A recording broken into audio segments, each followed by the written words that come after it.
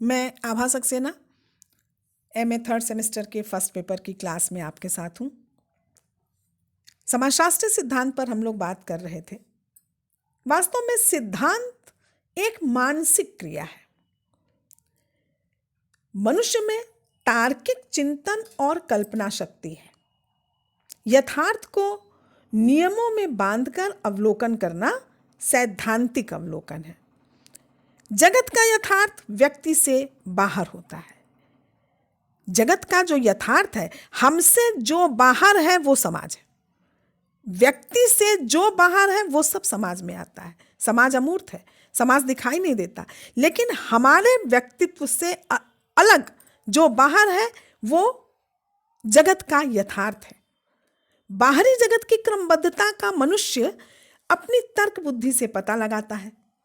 जब वह इस क्रमबद्धता की अभिव्यक्ति प्रतीक या भाषा के माध्यम से करता है तो नियम अथवा सिद्धांत की स्थापना करता है। ये जो समाज की क्रमबद्धता है, जो व्यवस्था है, इसकी अभिव्यक्ति व्यक्ति कैसे करेगा?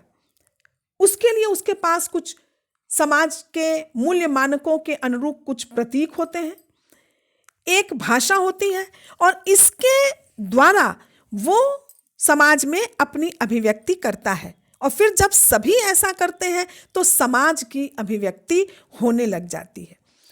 तो ये जो समाज की अभिव्यक्ति है वो एक नियम के अधीन होती है, एक तरीके के अधीन होती है और यहीं से सिद्धांत की स्थापना होने लग जाती है।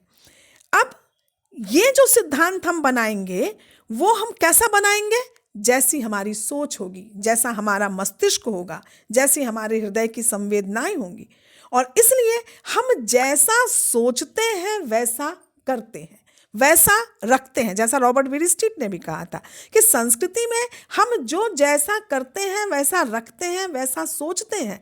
तो ये जो चीज़ है, ये जो स्थिति आती है, वो इसी अर्थ में सिद्धांत जो है उसको एक मानसिक क्रिया के रूप में देखा जा सकता है। अब हम बात करेंगे, जैसे कि किसी भी चीज़ के कुछ तत्व होते हैं तो सिद्धांत के भी कुछ तत्व हैं। हम सिद्धांत के तत्वों की बात करेंगे। सिद्धांत के तत्व जो हैं वो मूलतः 4 प्रकार के प्रमुख हैं, जिसमें सबसे पहली चीज़ है अवधारणा, कॉन्सेप्ट।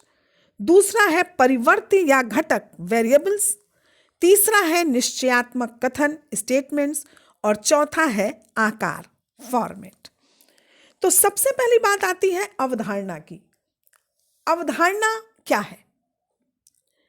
आप इसको बहुत ही साधारण शब्दों में समझने के लिए देखें कि जब हम किसी चीज को कहते हैं कि कोई चीज क्या है, तो जो चीज जिसे कहते हैं वही अवधारणा है। जो वाक्य, जो विचार किसी चीज को इस तरह से अभिव्यक्त करे कि ये चीज क्या है, ये चीज किसे कहते हैं, ये जो किसे कहते हैं, इसी को हम अवधारणा कहते हैं। सिद्धांत निर्माण में अवधारणाओं का प्रयोग उसी तरह किया जाता है जैसे इमारत बनाने में ईंटों का प्रयोग। अवधारणाओं से यथार्थ परिभाषित और वर्गीकृत होता है। अवधारणाओं की रचना परिभाषा द्वारा की जाती है। अवधारणाएं घटनाओं को प्रदर्शित करती हैं।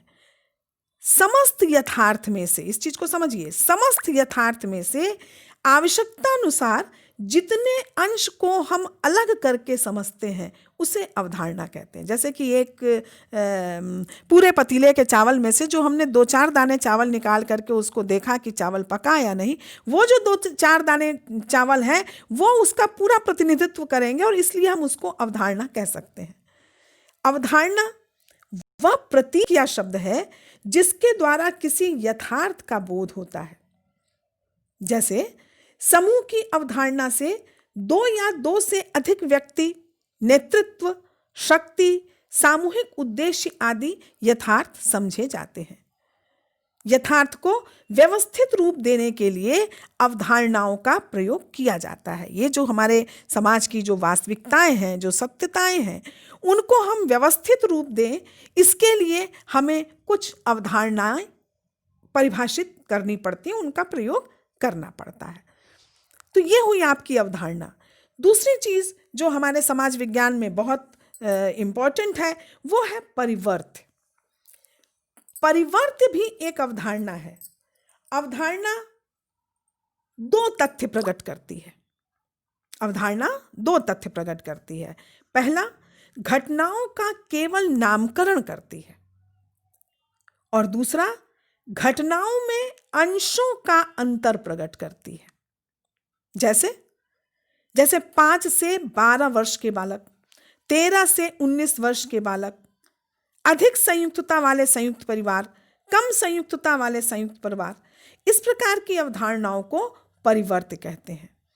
दो या दो से अधिक परिवर्तियों में जब सहसंबंध पाया जाता है तो उसकी अभिव्यक्ति दो प्रकार से होती है। इस चीज को देखिए कि जब दो या दो से अधिक परिवर्तियों में, दो वेरिएबल हमने ले लिए, तो जब उनमें एक कोरिलेशन पाया जाएगा तो उसको हम दो प्रकार से अभिव्यक्त कर सकते हैं, जिसमें एक है सिमेट्रिकल रिलेशनशिप और दूसरी है नॉन सिमेट्रिकल रिलेशनशिप, यानी एक समभागी संबंध और दूसरा असंभागी संबंध। तो संभागी संबंध किसे कहेंगे? जिस प्रकार अ का संबंध ब से है उसी प्रकार ब का संबंध अ से है। जैसे जैसे अगर हम ए हैं और आप बी हैं, तो जैसा हम आपसे संबंध प्रेम का, सौहार्द का, स्नेह का रखते हैं, वैसा ही संबंध जब आप हमसे रखेंगी, आप भी हमको प्रेम करेंगी, स्नेह करेंगी, सौहार्द रखेंगी, तो ये संभागी संबंध हो गया, है ना? ये क्लियर है ना? और देखिए, जैसे समूह के सदस्यों में समानता बढ़ेगी तो उनमें एकता भी बढ़ेगी। अगर समानता बढ़ रही है तो उनमें एकता भी बढ़ेगी, अथवा समूह में एकता अधिक होगी तो सदस्यों में समानता भी अधिक होगी। अगर एकता है तो समानता है, अगर समानता है तो एकता है। तो ये कैसा हुआ? ये सिमेट्रिकल रिलेशनशिप हुई, समभागी संबंध हुआ। दूसरा प्रकार है असंभागी संबंध का। तो अ का ब से जिस प्रकार का संबंध है, ब का संबंध अ से उस प्रकार का नहीं है। जैसे यदि मैं आपको बहुत स्नेह करती हूं तो यह बिल्कुल आवश्यक नहीं है कि आप भी हमारा बहुत आदर करें। तो ये जहां पर ये एक विपरीत दिशा में दो तथ्य जा रहे हैं, उसको हम असंभागी संबंध कहेंगे। जैसे इसको एक बार और समझिए, जैसे कीटाणु से ज्वर उत्पन्न होता है, लेकिन ज्वर से कीटाणु उत्पन्न नहीं होते। भाई, कीटाणु जो है उससे बुखार आ जाता है, लेकिन आपको बुखार हो गया तो उससे आपके कीटाणु भी बाहर निकलने लगे, ऐसी स्थिति नहीं आती है। तो ये था आपका परिवर्त्य। अच्छा, परिवर्त्य जो है वास्तव में एक तकनीकी शब्द है जिसका प्रयोग आनुभविक शोध में किसी विशिष्ट सामाजिक विशेषता अथवा सामाजिक कारक जैसे आयु, लिंग, आय, शिक्षा, व्यवसाय, धर्म, जाति, प्रजाति आदि के लिए किया जाता है। ये सब हमारे ये जो आयु, लिंग, आय, शिक्षा, जाति, प्रजाति, व्यवसाय, धर्म, ये सब क्या है? ये सब परिवर्त है। अवधारणाओं को प्रत्यक्षतः मापना कठिन होता है। जो अवधारणाएं हैं उनको कैसे मापा जाए समाज विज्ञान में, ये एक कठिन बात है। अतः शोध में अवधारणाओं को मापने योग्य बनाने के लिए उन्हें परिवर्तियों में बदला जाता है ना? ये क्लियर हुआ? जैसे लिंग की अवधारणा को स्त्री और पुरुष के दो परिवर्तियों में तथा सामाजिक वर्ग की अवधारणा को उच्च, मध्यम तथा निम्न वर्ग के परिवर्तियों में बदला जाता है। यानी हमने एक स्केलिंग कर ली, एक मानक हमने बना लिया कि अगर सामाजिक वर्ग है तो वो कैसा है। भाई, हम कैसे सामाजिक वर्ग को परिभाषित कर रहे हैं? तो हमने ये कहा कि भाई एक उच्च वर्ग होता है, एक मध्यम वर्ग होता है, एक निम्न वर्ग होता है। तो इस तरीके से हमने देख लिया कि जो लोग जिस कैटेगरी में आएंगे हम उसको उस परिवर्त के अंतर्गत रख देंगे।